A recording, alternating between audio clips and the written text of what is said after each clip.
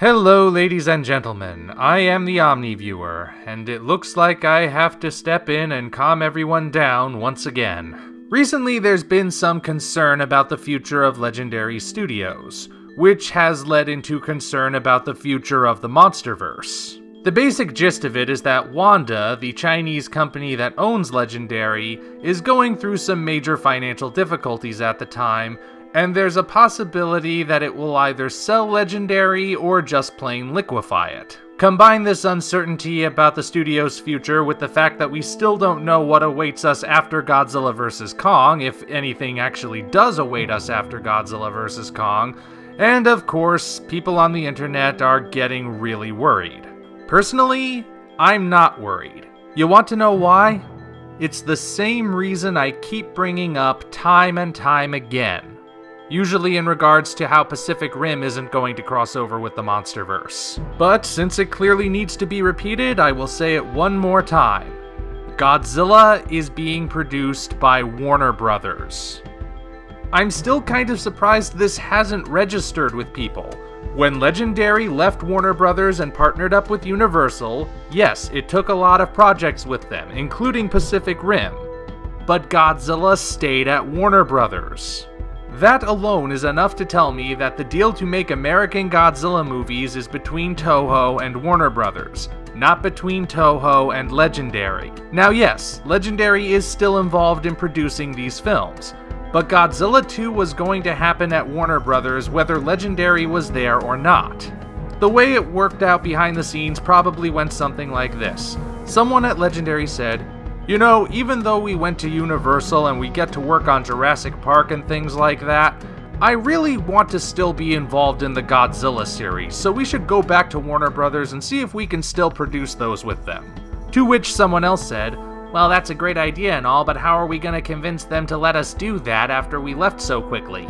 And the response was, "You know that King Kong movie we're producing for Universal right now? I know a legal loophole that will let us take it over to Warner Brothers and Universal can't technically stop us. We'll do that and propose a remake of King Kong vs. Godzilla. There's no way they'll turn that down." And lo and behold, what was originally a solo Godzilla series became the MonsterVerse. And Legendary remained involved in it. But if that had never happened, Godzilla 2 was still going to be produced by Warner Brothers. That was always the plan. However, there is a chance you might think I'm just spitballing all of this.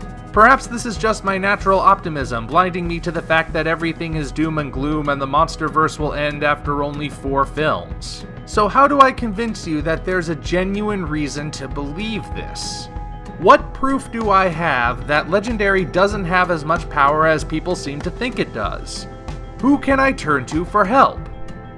This looks like a job for Superman. What you see right now is a Legendary logo at the beginning of a movie produced in 2013.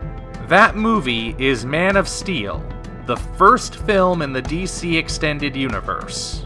Now, as I said, that was 2013, Legendary left the following year. Now, a little time passed before we got the sequel Batman v Superman: Dawn of Justice.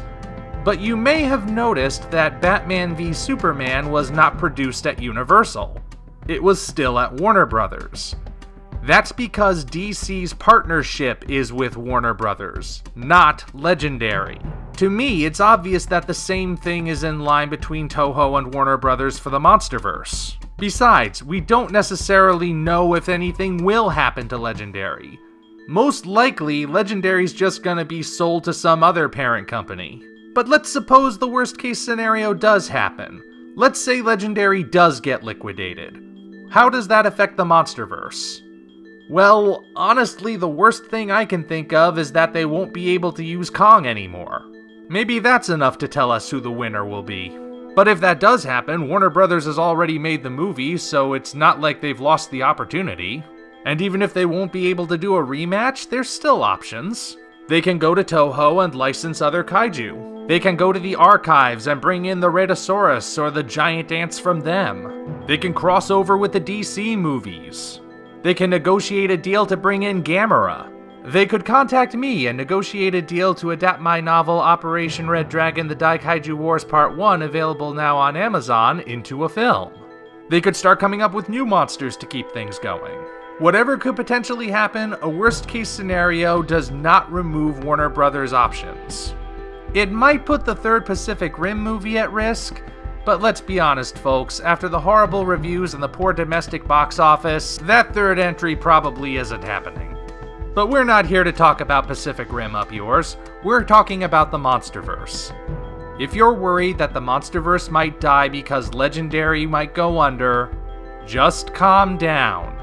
Only time will tell what the future of the MonsterVerse truly holds, whether it involves Legendary or not. Just wanted to let you guys know it's not the end of the world, or rather not the end of this particular shared cinematic universe, at least as far as we know. But as always, you're free to leave your thoughts in the comments section below. Until such time as we meet again, this is the Omni Viewer signing off.